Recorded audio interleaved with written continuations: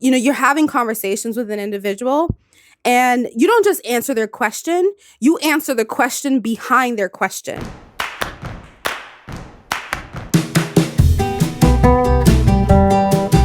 Hey, Brian Miller here, and welcome back to One New Person, the show where we take a closer look at chance encounters to remind ourselves that every interaction is meaningful and every person we meet is important. Today's guest is Christie Lindor, an award-winning management consultant and the author of 2 books, The Misi Muse, 100 plus selected practices, unwritten rules, and habits of great consultants, and her latest book entitled Release, Use the Power of Forgiveness to Get Unstuck and Thrive in Your Career. Christie and I met in 2018 when she sought out my services as a speaking coach for her first TEDx talk. I'm very selective about TEDx coaching, and I only work with speakers whose message I believe in. Christie and I clicked immediately, and you'll hear why in this conversation. We learned from Christie what exactly management consulting is, and for those thinking about the field,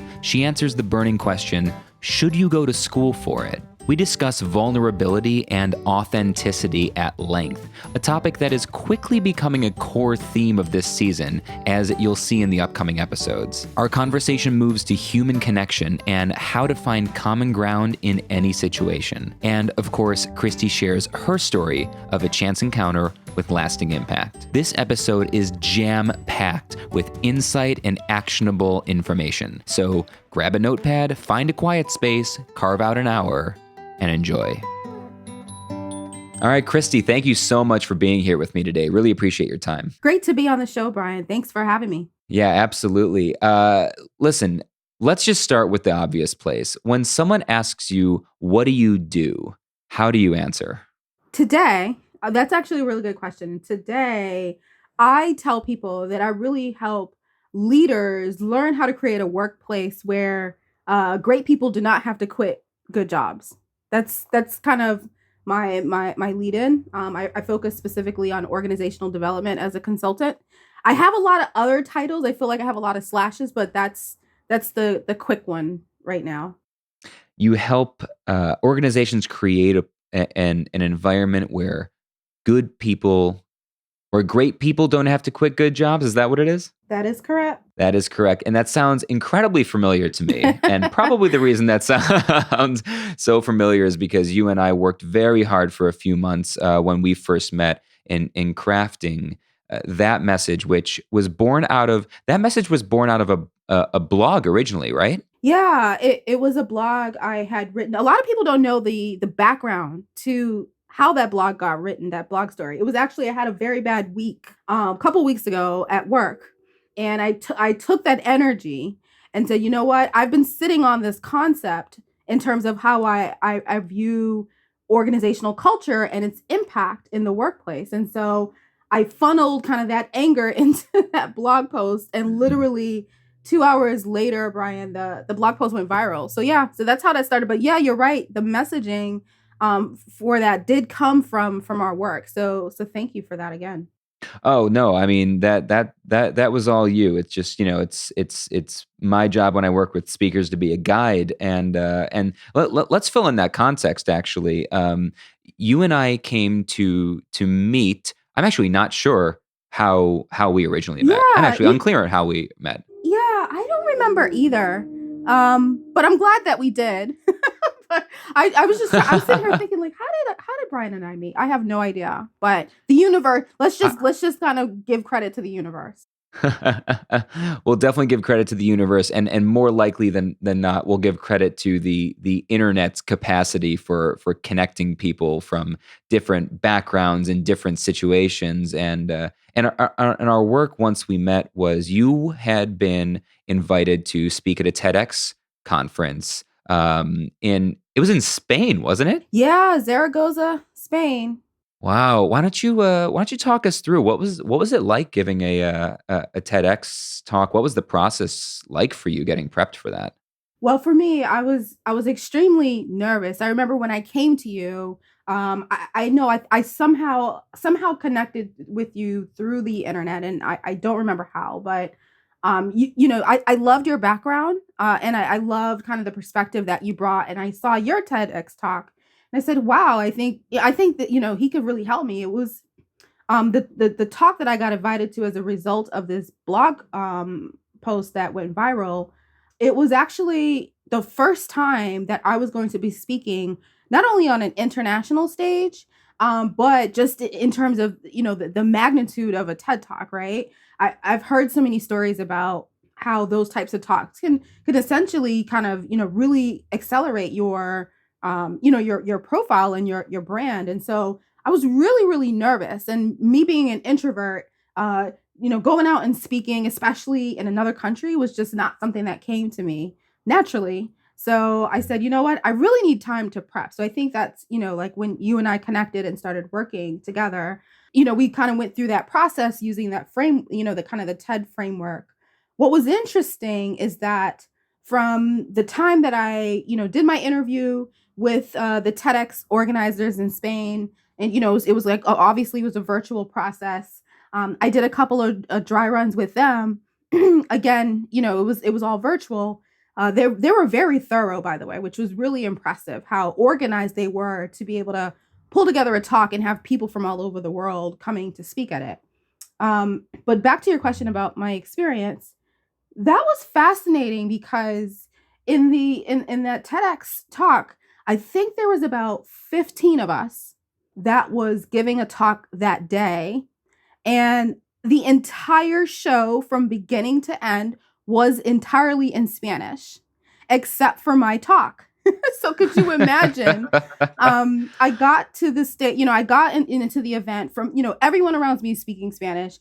I'm sitting there and watching all the other, talks and the speakers going up. And then I go up and I do my talk and I, leave the stage. But that whole experience I didn't understand it. And what's interesting about that, going back to the connections with people, even though I did not understand each of the other talks, I knew exactly the message that they were giving just through the nonverbal cues, through how the audience interacted with their content through the pictures, and some of them had video content that they had displayed. So it's fascinating that I sat through this almost 4 hour event in another language that I barely knew, and I still was able to follow along. I didn't think a lot of people knew what I was saying. I thought maybe only a handful knew what I was talking about, but it turned out that English is very common. And the people that was in the audience, I Yeah. think there was over 500 or 600 people in the audience. They all knew what I was Wow. talking about. And they laughed at certain points and they came to me afterwards. So it was just a very unique experience that I'll never forget. Yeah, and the talk, for what it's worth, it came out great. I mean, are you happy with how it all worked out? Yeah, I'm extremely happy. I'm extremely happy, particularly for where I started. Like Mm, I mentioned, it was the first time I was ever going to do something of this magnitude, and I had just started in my speaking career. I was literally just getting the ground, off the ground. I had, by the time yeah. I got invited to this TED Talk, I had already, I had done maybe a couple of panels, one or two, workshops at different colleges. So it was really, really new to the kind of the speaking space. So for me, this was, that talk really helped elevate my growth tremendously, and just pushing through that. No matter how scared I was, I pushed through it. So for that reason alone, I think I was really excited about it.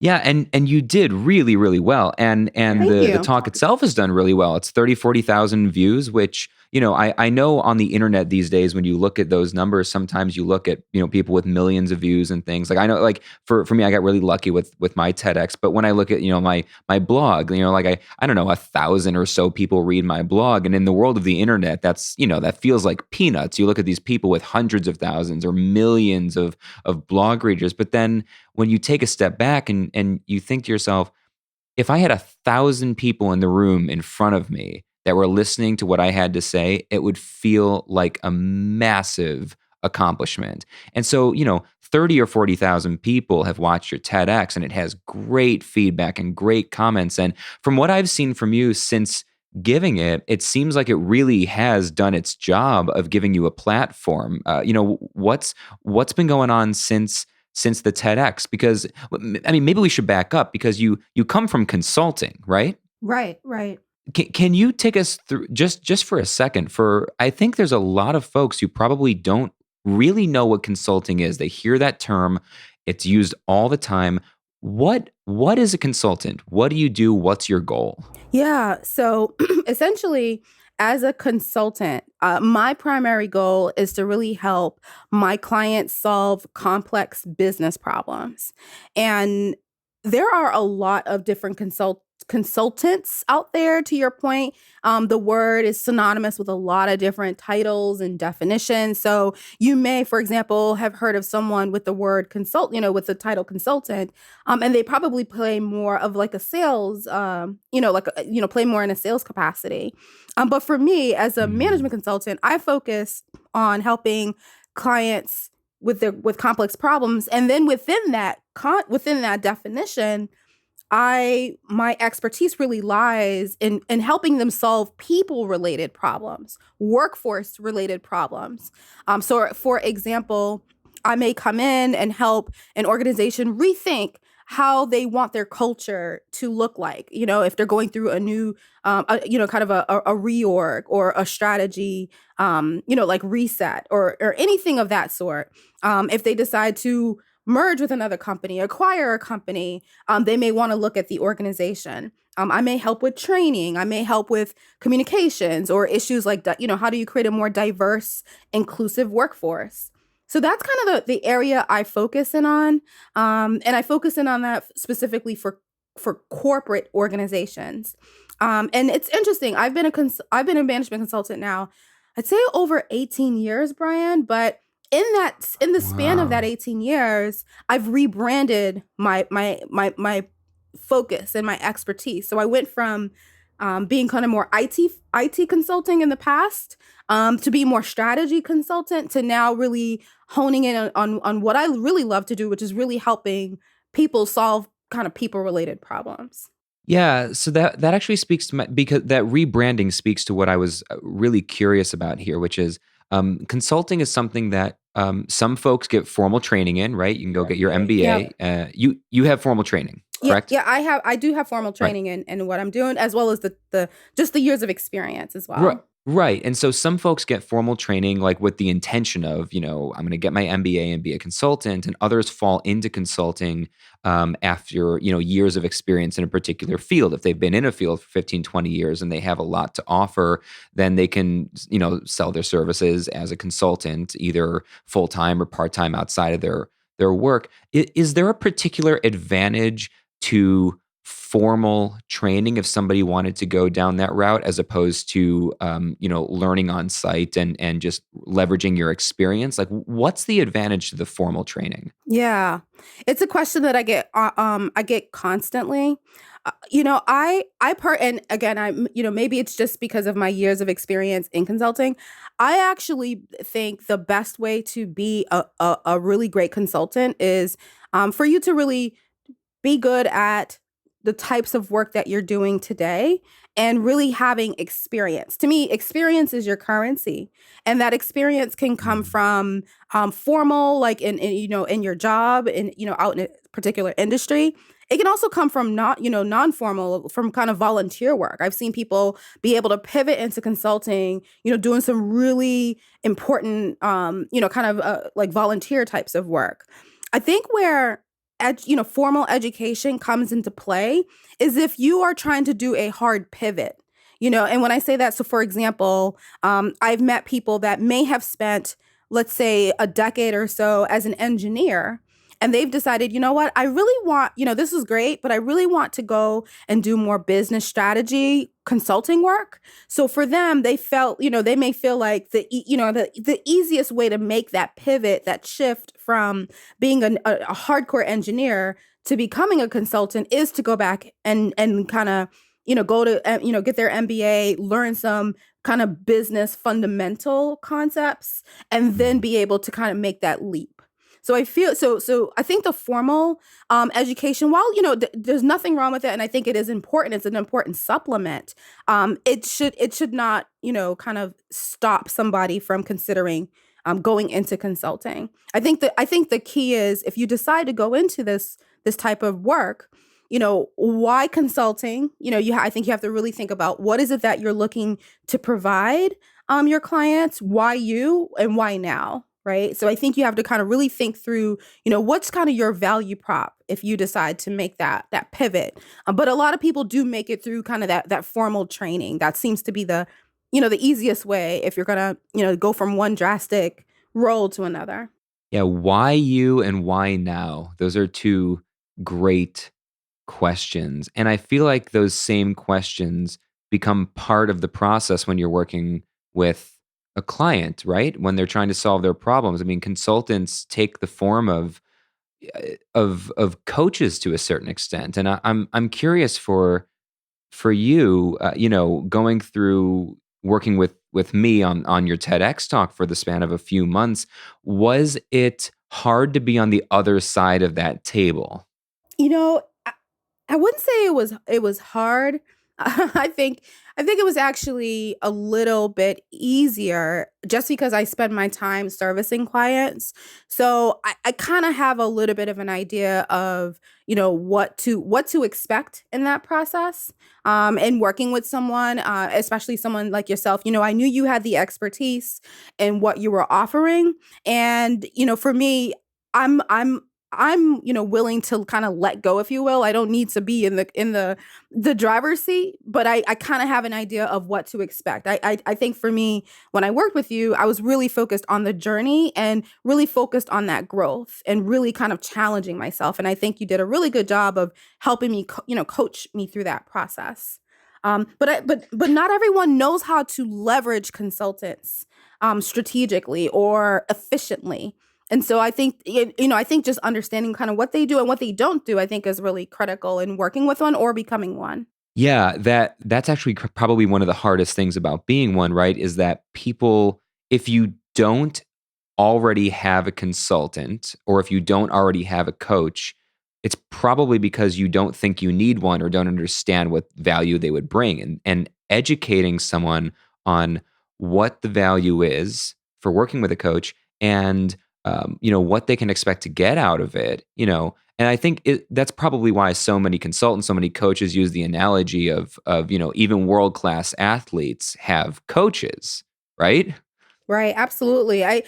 To me, and it's funny. I'm a consultant, and maybe because I know the value that role can bring, I have a number of different coaches that I work with, because I truly believe, if you really want to go from good to great, it doesn't matter what field, what expertise you have, to kind of go from good to great. It's always important to have someone come in with a different lens, with a different perspective, that can really kind of, look at what you're doing objectively and help you, kind of guide you. I think the goal is for you kind of to let go, in a way, know what your goal is, but be able to let go and kind of be able to follow, and go through that journey. I think that's what's really important. It's all about the journey.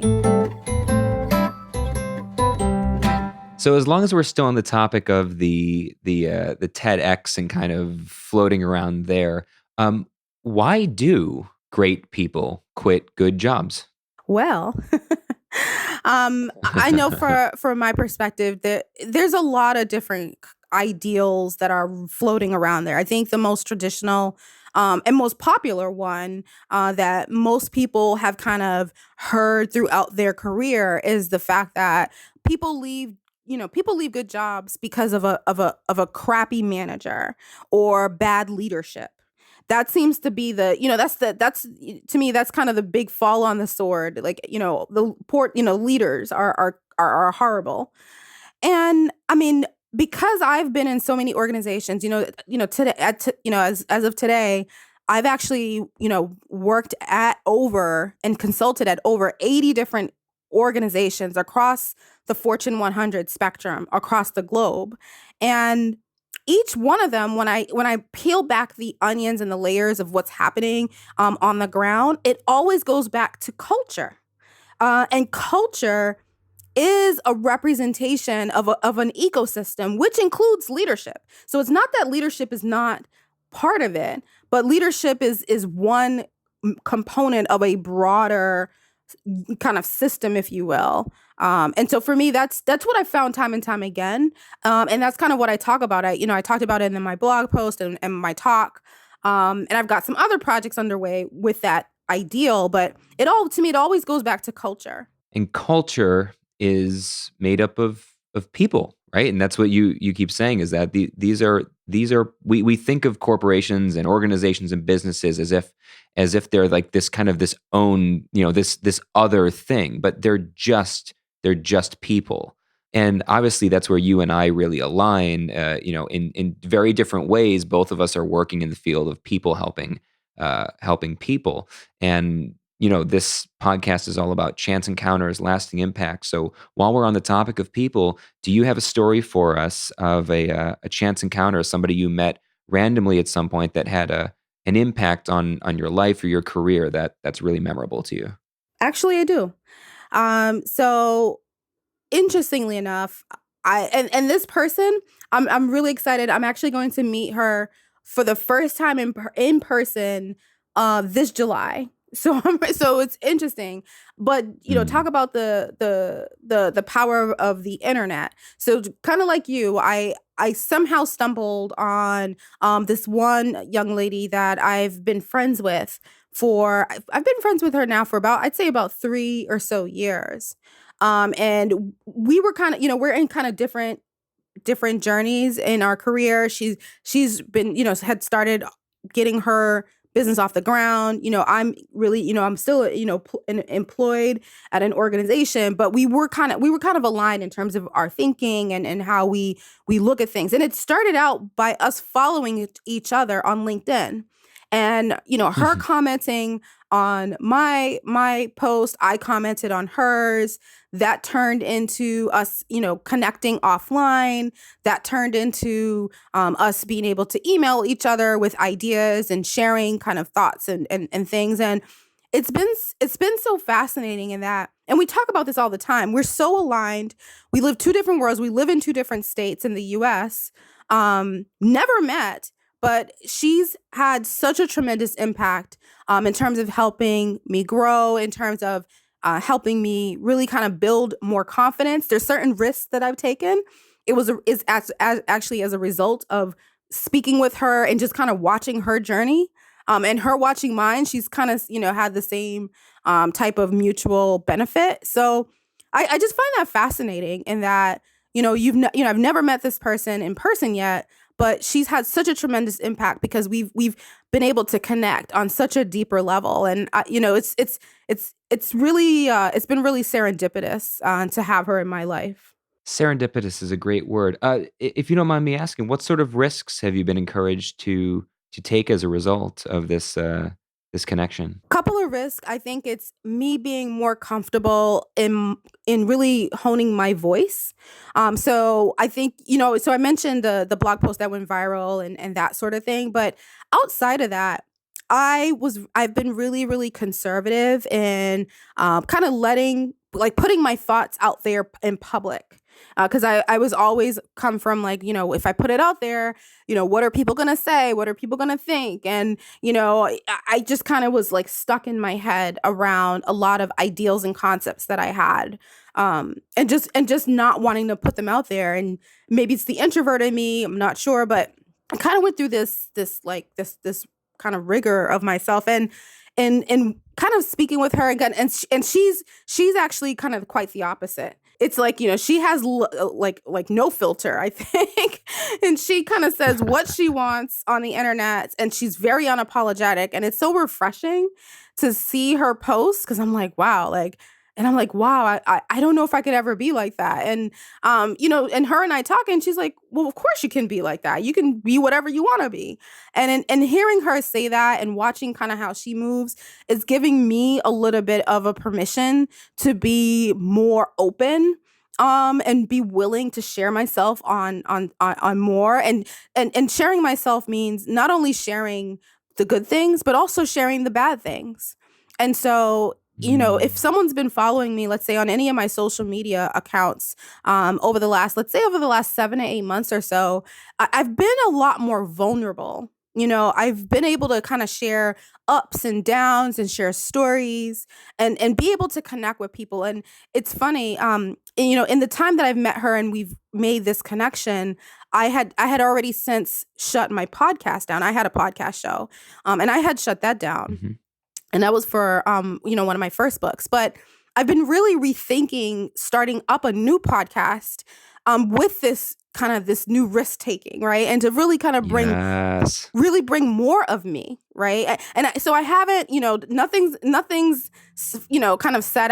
I've still tinkering with the concept, but I say, I want the next show to come out to really be 100% me, and kind of just, kind of being in her hemisphere has really kind of, it's been a little contagious. So I'm looking forward to being able to do that more and more. But for me, it's been baby steps. Like, I know some people, they're really kind of unfiltered and out there. And that's fantastic. But for me, it's been kind of baby steps to kind of unpack that vulnerability and be able to really make some real connections with people, whether I've met them in person or I've never met them before in my life. So I'm looking forward to continuing down that path.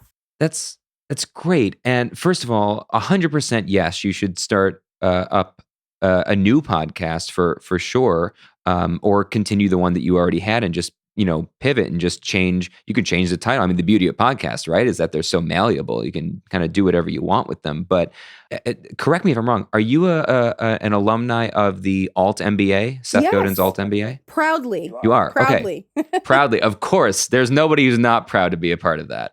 He's been rolling out a bunch of smaller workshops around really niche kind of areas, and now he's calling them, I think, the Akimbo workshops. And this podcast, my podcast, One New Person, was born in the podcast fellowship, in the second round of the podcast fellowship, which he co-runs with Alex DePalma, this legendary audio producer. She was a guest on the show earlier in my first season. And I think if you're even considering launching a new podcast and you're not sure where to take it, take the next round of the podcast fellowship. Since you're already familiar with Seth's kind of online approach that's so opposite of every other online course, you would just get so much out of it. It was hugely beneficial. Yeah, no, that's great to know. I didn't know about the podcast fellowship. Actually, so funny story. My podcast show was born out of the Alt MBA, and it was just that the energy of that program,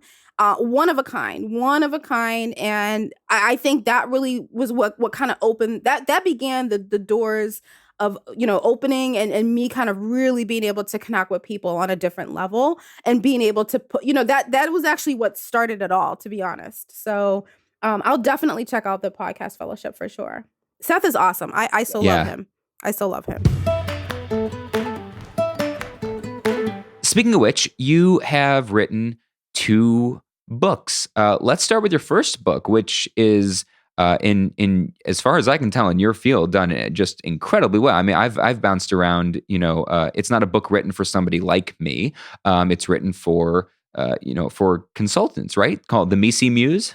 Yes. So the Misi Muse, 100 plus selected practices, unwritten rules, and habits of great consultants.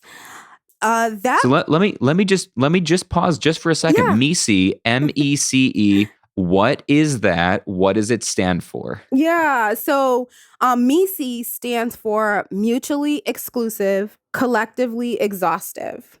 And MISI is a term. It's actually a technique that is used in management consulting to really be able to get to the root cause of a consulting problem, of a business problem.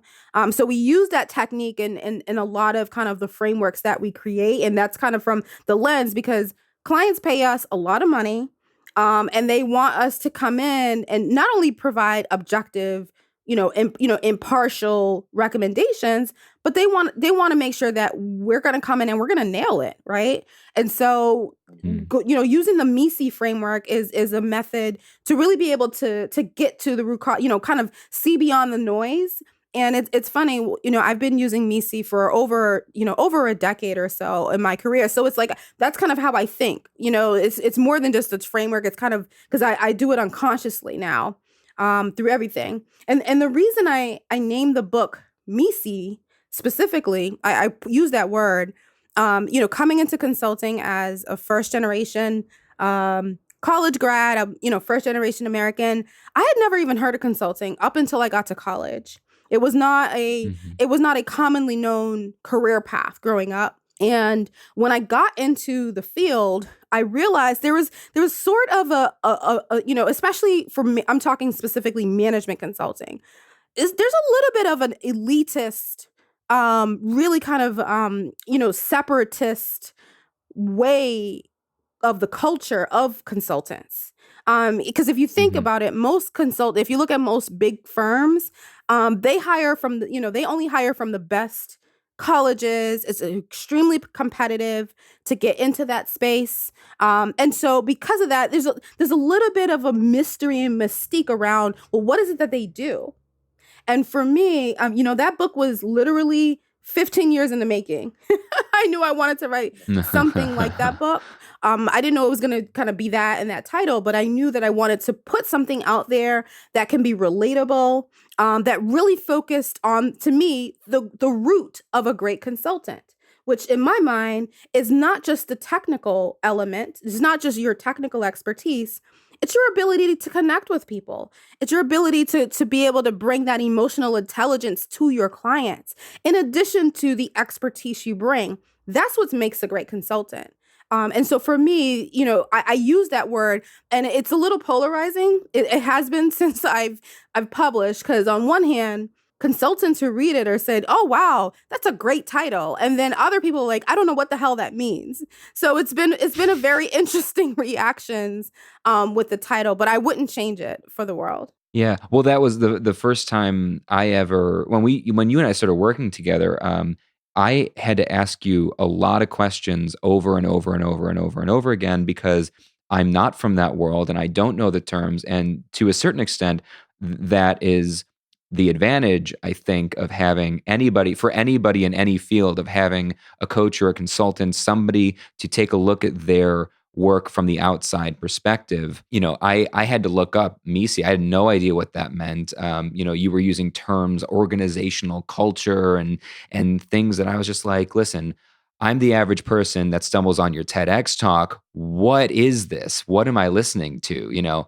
And you speak though about connection over and over and over again. My question here is, I've been thinking a lot about this recently. I get asked, how do you connect with someone that you don't understand? Like, have you had circumstances where you start working with a client and you really just you don't understand who they are, what they're going through? There's something about them that you don't jive with. How do you bridge the gap? What do you do? It happens a lot, right? It happens often, especially over an 18-year career. You get the clients that you're just like, I don't know what I don't know, right, with this situation. And Mhm. for me, I think, instead of focusing on what I don't know or the things that I don't understand about that particular client, I always try to find the common ground. And sometimes for some clients, that may mean, me kind of going to the conversation and trying to really learn who they are on a personal level, because maybe for them, family's most important, and family's important to me too, right? And so kind of starting out with that Mhm. common thread of shared values is where I like to go first. For other people, they like to, they're very proud about their credentials and very proud about all the hard work and how far they've gotten in their life. And so maybe the connection is really, helping them and thinking about, development and sending articles on ways they can continue to have a competitive edge, right? For others, it can be more about achievement, really about, they're really, they don't talk about anything else, but they are really focused on, I want to take this organization to the next level. And I'm going to be really good friends with anyone who can help me do that. So I think it's, really finding out what are people's true motivation. And sometimes that happens when, you're having conversations with an individual and you don't just answer their question, you answer the question behind their question. And that's, to me, you can always get back to what is important to that person, what values do they hold dear, and how can I really be able to align to those said values. And again, that, like I said, that path looks different for everyone. But I feel like when I get to a point where I feel like there's so many things kind of stacked up against me, I have to take a step back and say, okay, you know what? I can't focus on all those. Let me go back to basics. Let me go back to ground one. What is the thing that we can agree on, and then kind of build back up from there. So it's finding the common ground, any common ground on which to build a foundation for a relationship is really the first step for you. Yeah, absolutely. Awesome. So you actually have a new book, and by the time this podcast is live, I believe it will already be out. It's called Release. Use the power of forgiveness to get unstuck and thrive in your career. Is that right? That is correct. And it's actually it's out on Amazon right now. Terrific. So I can tell already the pivot you were talking earlier about over the last 7-8 months. You can see the change on social media, that you've been getting more vulnerable, that you've been this vulnerability that's kind of new for you. And this book title, just the title, having not read it, feels like it's a real extension of that new vulnerability. What is this book? And you, having gone through the Alt MBA, the two questions I'm about to ask. Who's it for and what's it for? Right.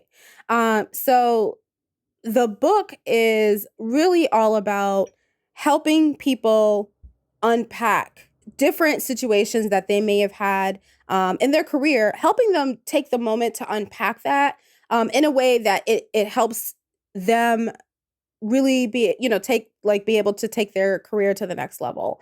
And when I say that, when people think about forgiveness, usually forgiveness is considered in the context of personal matters. You think about how, you forgive your family members, you forgive a friend. You may think of forgiveness as a religious construct in that sense, but we don't think about, how is it that you can take the same concept of forgiveness and unpack it so that it can be applied in the workplace, and that you can use it personally. You can use it as a leader. You can also use it as just an individual, high achieving professional. And so it's really taking that as a tool and being able to redirect energy. And that's really kind of where I always talk about it. And it actually comes from a personal story, which I share in the book, about the fact that I did not get a particular promotion. This was several years back. And during that time, I was actually in the process of writing my first book, but I was kind of limping along, and I didn't get this promotion, this major promotion that I was intending, even though I had worked years and, really hard for it. And I remember just being kind of so disappointed, because I was for sure I was going to get it. It didn't get it. And so I had already had, similar to that post that went viral, I had already had this concept of forgiveness that I had already been using in my career, just because of the person that I am, just because of who I am and what I stand for. I'm a woman of color in a predominantly, male environment. And so I've had to adapt. I've had to use different skills in order to adapt in those types of environments. And forgiveness is one of them. Because as may or may not, imagine, I've faced, racist situations. I've faced sexist situations. I've faced ageism situations, especially when I was younger. And so, as well as socioeconomic, right? When I talk about being first generation, first college grad, I don't have certain connections that some of my colleagues had.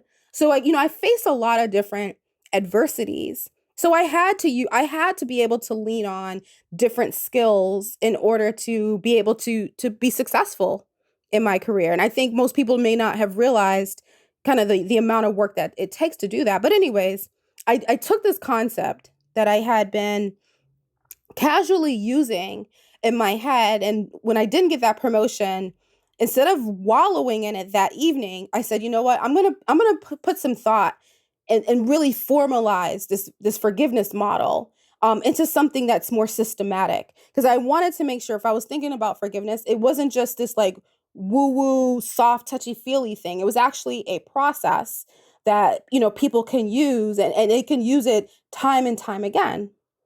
So I did that, and then I put it into test. I said, all right, let me test this idea. And that actually was the beginning of a lot of things unfolding, was using that energy that I had and essentially releasing it strategically, which is what, Mhm. the book is about. And it's really more, it's actually not even a full book. It's a guided journal. And it's really about giving you the Oh. space and time to really think through certain past situations you may have had in the workplace, and giving you kind of a framework to be able to work through them. So I really call it the gift of introspection and perspective. Mhm. It sounds like it's very, very tactical, very action oriented. Yes, absolutely. And that was purposeful, Brian. I wanted to make sure, because I feel like I wanted to make sure that the book was more tactical, and because I feel like with the topic of forgiveness, it can become abstract very quickly and become very Sure. theoretical and high level. I didn't want it to be that at all. And so it comes off more as like a guided type of journal where you can kind of go through different exercises using the framework, read examples of other people that have gone through the framework, and just really kind of getting a sense of how you can kind of really put it into action. So action is definitely the key, key element of this book. I think you're right. I think a topic like that, and there are a lot of topics that it can very easily be abstract, and that you and I probably both devour lots of the same types of books. Personal success books and business strategy books and marketing books, and so many of them have such great ideas. But you read it, and after 200 pages, you go, "Oh, this could have just been a blog post." It didn't need to be a 200-page book. I would rather it be 10 pages with some action oriented. What can I actually do to take this? And it sounds like that's what you're going for. And I'm going through that process right now. I'm working on my second book, which you'll laugh at, because when we first worked together, I was finishing the 3-year journey of writing my first book, and I was not happy because I was frustrated as an author, and I just wanted it done. And everybody told me, "Oh, after you write the first book, you're going to write 2 or 3 more in the span of 5 or 6 years." And I was like, "Nope, did not enjoy this. I hope this book is good enough to last for the next 10 years of my career, if not more. I have no interest in doing it again." And here, that my first book hasn't even been out for 8 months, and I'm already working on the second one. And the the reason I'm bringing this up is because the topic of my second book speaks right to something you were just talking about. The topic of the book I'm working on is about the role of luck in success, and that so many high achieving, successful people, especially motivational, inspirational speakers, I think do a disservice to young people and young professionals by ignoring the role that luck has in success. And there's a lot of different components to luck. There is chance encounters, which is the whole point of this podcast. This book is actually really born out of the conversations I've been having on this show. And so I'd like to maybe drive home this conversation here and ask you, first, do you believe in luck? And second, what is the role of luck in success? Because I hear from you, you didn't have luck in the form of privilege. You had the opposite of that, if anything. And so, but it sounds like from your stories and your career and the achievements and your success that there is definitely a component of luck, but that you were able to harness it in an actionable way. So, like, how do you feel about luck? Is there luck, and can you deliberately put yourself in lucky situations? So I think your book is going to be fascinating. I'm looking forward to seeing kind of how you tackle this subject. Me personally, and again, I'm going to say it from my for just from my lens and experience and everything that I've done, it's taken a village. Some of it's been a virtual village, right? It's taken a lot of different people Mhm. to somehow show up in my life. And if you were outside looking in, you may chuck it all up to luck. Like, wow, she's just been really lucky.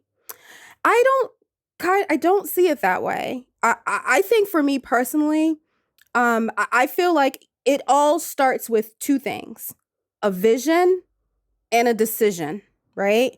So I've made the decision very early on, when I was younger, as a teenager. I made the decision that I wanted to lead a certain type of life, right? And I knew that there was a lot of things that I probably needed to overcome. And I'm still working on them, right? Years later, but there's things I needed to kind of overcome or to work through in order to be able to meet that decision or meet the vision of those decisions. But I feel like it's vision. So, how, and again, this may sound cheesy to some, you can, if you can see it, you can achieve it, but it's a little bit Mhm. more than that, right? And so for me, what you're describing as luck, I describe as intuition. What you're describing as luck, Mm. I describe as synchronicity. What you're describing as luck, I describe as inspiration. What you may describe as luck, I describe as desire or coincidence. And to me, I feel like a lot of the things that I've done in my career and my life has been because of those things. I've leaned into those things using a vision, using the decision that I have, because I have free will. I can wake up and decide, you know what? I can either do two things, right? I can either I can watch TV all day, or B, I can sit and start working on the next chapter or do research for a book or do research for my client or go and, go to a workshop. I have that decision. I can make those decisions, and it's the accumulation of said decisions that helps me realize those visions. But it's not without me leaning into my inner self, without me leaning, into certain kind of tools that I have internally to activate those things. And it doesn't matter what race you are, what gender you are, where you live in the world, especially in such a connected, technologically advanced world as we have today. Anyone can tap into those things. So what I hear you saying is that when people look at folks like you, like me, like there's a lot of so many. You look at the high, kind of successful people who've done very well for themselves. It's really easy to and for me, like I look at a lot, there's like celebrities and there's like my mentors and my heroes who are way above and beyond things I've done that I can't even possibly imagine. It's so easy to look at them and say, wow, they were so lucky, they randomly met that person and they randomly ended up this thing. And what you're saying, as far as what I'm hearing you say, is yes, you cannot control when those random occurrences happen, but with intention and with decisions and with vision, you can put yourself in the most likely situation on a regular basis for those quote lucky moments to occur. And then when they do, you're ready for them and you get to take advantage of them because you've got the vision and you know where you're heading. Is that about it?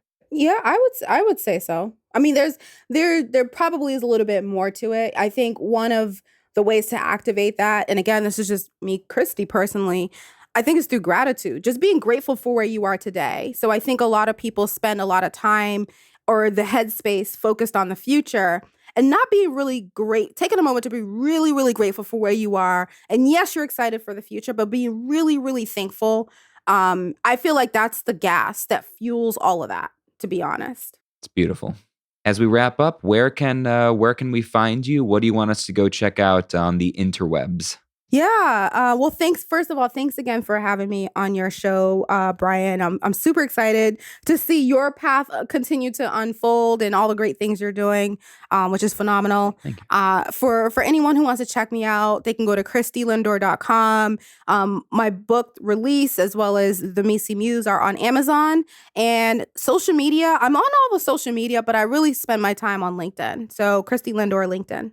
Great. We will make sure that all of those links are in the show notes on onenewperson.com, so they can definitely check out all that stuff. Click right over, check out your either of your books, check out your blog, check out your LinkedIn, and see all the wonderful, exciting, and more open, authentic, and vulnerable gifts that you have to share. So I really appreciate your time today, and thanks so much. It was so nice, and I what's funny is we started this conversation a while back chatting about how there are people that have impacted your life that you've never actually met in person, and it literally just occurred to me in this moment, you and I have never met in person. Yeah. I feel like we have, Brian. It's so funny. You're so right. Yeah, I felt like we had too, but we have actually not met in person. So you were in the Boston area, right? Yeah, I am.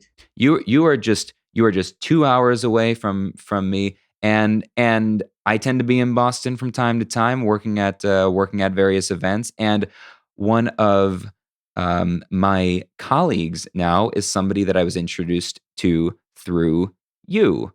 Who was also in the Boston area. Oh, really? Ashley Perret, who you were on a panel with at one point. You were on a panel for, I don't know what it was, but she came to me for help with her TEDx talk. And that's right. Yep, Ashley and I we just clicked. We had complementary styles. I helped her with that, and ever since, she and I have worked on some events together and in person. So you made a beautiful connection happen there just by chance.